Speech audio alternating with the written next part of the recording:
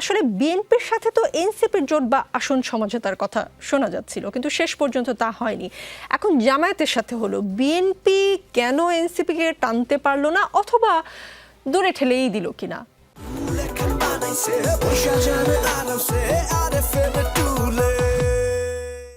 ধন্যবাদ আপনাকে। দেখেন, নির্বাচনকে লক্ষ্য করে অ্যালায়েন্স গঠন হবে, এটাই স্বাভাবিক এবং গণতন্ত্রের এটা একটা বিউটি।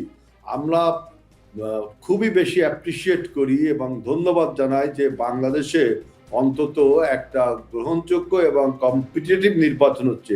অ্যালায়েন্সটা যে গঠন হয়েছে এনসিপির সাথে জামাতে ইসলামের বা অন্যান্য দলের, এটাকেও আমি কংগ্রাচুলেট করি। কারণ কি, আমরা একমাত্র দল, আমরা চেয়েছি যে বাংলাদেশে একটা গ্রহণযোগ্য নির্বাচন হোক, একটা কম্পিটিটিভ প্রতিযোগিতামূলক নির্বাচন হোক। এখন সবাই যদি বিএনপির সাথে জোট বাঁধে তাহলে তো নির্বাচনটা আমি আর ডামি হয়ে যাবে। আমাদের এমনি অ্যাকোমোডেশন করতে হচ্ছে কত। আপনি দেখলেন যে আমাদের সাথে যারা অভ্যুত্থানে ছিল সবাই আমাদের সাথে আমাদের দল থেকে মনোনয়ন চাচ্ছেন, একটা জোট আমাদের হয়েছে। তারপর আবার আমাদের নিজেদের দলের ভিতরে 300 আসনে আমাদের নিজেদেরই 900 প্রার্থী রয়েছে। এরপরে আমাদের সাথে শরিক দল রয়েছে। সুতরাং সবাইকে যদি আমরা অ্যাকোমোডেট করি তাহলে তো এটা নির্বাচন হবে না। সুতরাং এখন যে দলগুলো আপনার বিভক্ত হয়ে যে জোটগুলো গঠন করছে, এতে আমাদের আগামী নির্বাচনটা কিন্তু ফ্রুটফুল হবে, অ্যাকসেপ্টেবল টু অল, যেটা আমাদের খুবই দরকার। সুতরাং বিএনপি কাকে নিতে পারলো, কাকে নিতে, বিএনপি তো আগেই নিয়েছে সবাইকে।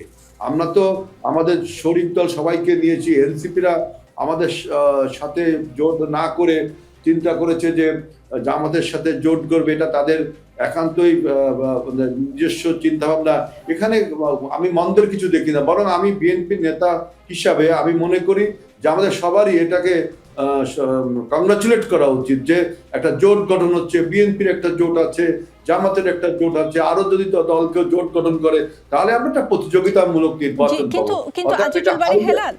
কিন্তু যেটা শুনতে পাচ্ছি, আজকে একটি পত্রিকা ছেপেছে, তারা বলছে যে শেষ মুহূর্তে মিত্র দলগুলোর বাইরেও তরুণদের দল জাতীয় নাগরিক পার্টির একটি বড় অংশের সাথে যোগাযোগ অব্যাহত রেখেছে বিএনপি। সেক্ষেত্রে নির্বাচনী সমঝোতা সফল হলে কয়েকটি আসনে তাদেরকে ছাড় দেওয়া হতে পারে। এর মধ্যে আবার ওই দল থেকে পদত্যাগ করে বিএনপিতে যোগ দিয়েও কেউ ধানের শীষ পেতে পারেন। এনসিপির বড় অংশটির সঙ্গে সমঝোতার বিষয়টি অনেকটা গোপন রাখতে চাইছে বিএনপি। এ নিয়ে দায়িত্বপ্রাপ্ত এক কেন্দ্রীয় নেতা বলেছেন, অনানুষ্ঠানিকভাবে আলোচনা বেশ এগিয়েছে। তার মানে এনসিপি থেকে যারা এনসিপির এই সিদ্ধান্তে বিরক্ত অথবা এনসিপির এই সিদ্ধান্তের সাথে একমত না, এইটা ভেবে যারা দল থেকে বেরিয়ে আসছে তাদেরকে বিএনপি নিচ্ছে।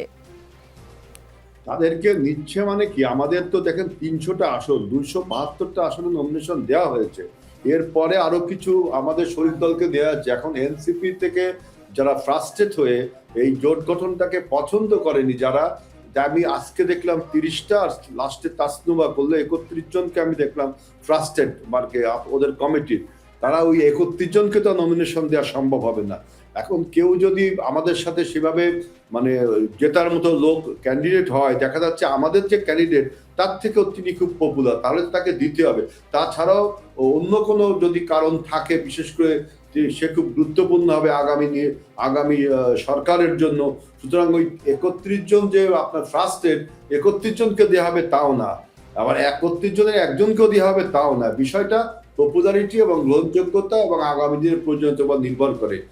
এনসিপি থেকে যারা বের হয়ে আসছে তাদেরকে আমাদের সবাইকে যে নিবে এরকম কিন্তু বিএনপি কিছু বলেনি। আমরা অবজার্ভ করছি, পত্রিকাগুলো তো নিউজ করবে, পত্রিকার কাছে অনেক সুন্দর, আমার থেকেও বেশি নিউজ থাকবে, তারা এগুলো লিখবে। কিন্তু আমার কমেন্টস হলো যে আমরা অন্তত এবারের নির্বাচনটা ওই হাসিনার মতো আমি দামি নির্বাচন দেখতে পাচ্ছি না। একটা প্রতিযোগিতামূলক নির্বাচন হচ্ছে, যেটা আমাদের গণতন্ত্রের জন্য সবচেয়ে শক্ত একটা ভিত্তির উপর দাঁড়াবে। সবাই একটা প্রতিযোগিতামূলক নির্বাচনে উৎসবমুখর নির্বাচন করছে। সবাই যদি বিএনপি সেই খেয়ে ফেলে, সবাই যদি জামাতেরকে খেয়ে ফেলে, তাই তো নির্বাচনটা প্রতিযোগিতামূলক হলো না, গণতন্ত্রের বিউটি হলো না। আপনি তো দেখছেন আমাদের 300 আসনে আমরা 1000 লোকজনকে অ্যাকোমোডেট করতে কতটা হিমশিম খাচ্ছি, তাই না? এই বিষয় তো আপনারা দেখছেন, আমাদের দলটা তো অনেক বড়, তাই না? সেজন্য কিছু দলকে আপনারা জামাতের দিকে ঠেলে দিচ্ছেন।